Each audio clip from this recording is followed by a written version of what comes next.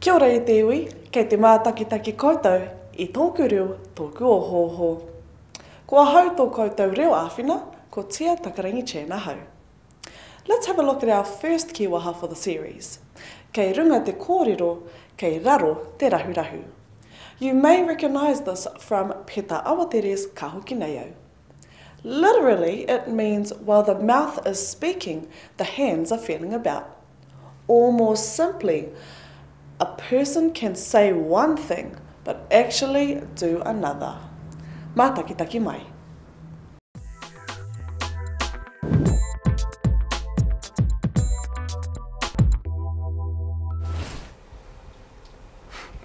This is my favourite one of us.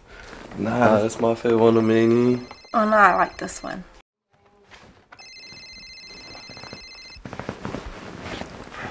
Yo.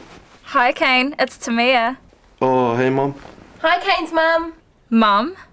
What? Who's that? Mum, I said hun. Did you say hun? What? No?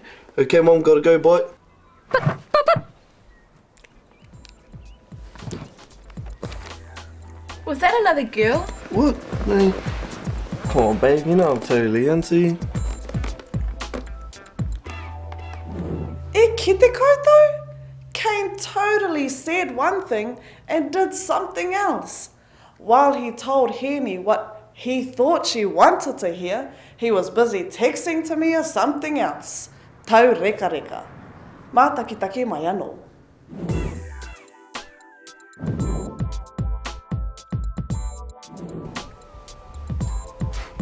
This is my favourite one of us.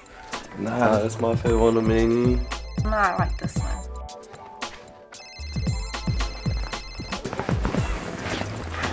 Yo. Hi Kane, it's Tamia. Oh, hey Mum. Hi Kane's mum. Mum? What? Who's that? Mum, I said hun. Did you say hun? What? No? Okay Mum, gotta go, bye. But.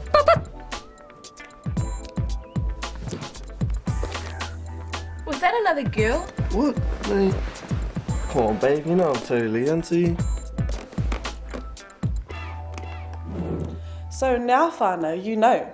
When you hear someone saying one thing, but doing another, you just say, kei runga te korero, kei raro te rahurahu. That's our first whakatauki for the series. E te iwi kia mautonu mai, mō etahi atu.